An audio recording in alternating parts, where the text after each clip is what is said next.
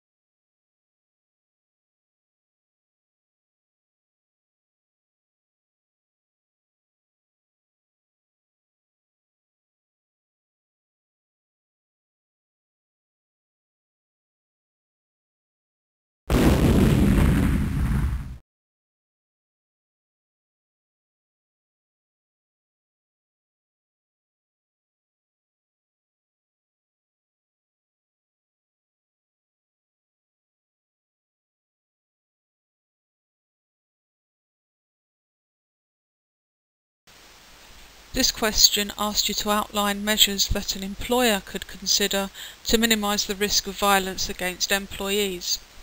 Your answers should have been structured around collective measures, individual measures, and measures that the organisation can take to reduce the risk of violence against employees.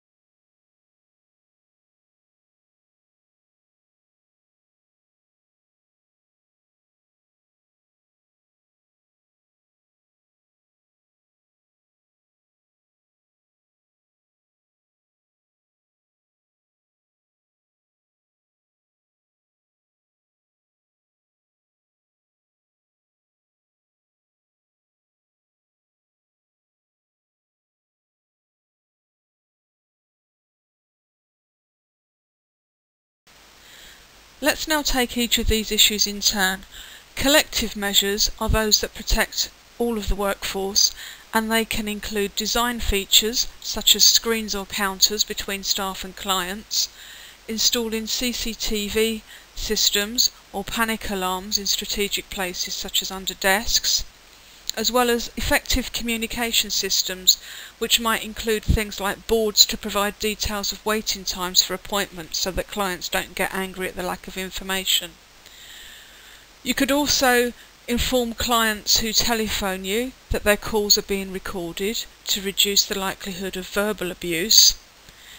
Cash collection companies can be used instead of sending staff to the bank with large amounts of cash. Security staff on the premises can be used as a deterrent, and you should also avoid lone working in hazardous situations, and a company could also advertise that they have a zero tolerance policy and that they will exclude any offenders from the premises. Individual factors that could be considered are those that protect an individual member of staff, and that can include selecting the right sort of staff for particular roles. For instance, using someone who's physically imposing for a bouncer role, checking who comes in and out of a building, perhaps at a nightclub or a pub. Training all staff in conflict management so that each member of staff is able to diffuse a situation before it develops. Ensuring that individual staff know how to use lone working systems that have been provided to protect them, including reporting any problems that occur. On the organisational level, a violence and aggression policy can be provided, which would be effective when it's supported and promoted by managers at all levels. This should include sanctions to prevent bullying and harassment between employees and managers within the workforce, so that violence is not supported at any level. There should also be a system in place for management to monitor and review the control measures that have been introduced, and this will include testing alarms, CCTV systems and lone working systems, and making sure that staff are adequately trained in conflict management techniques.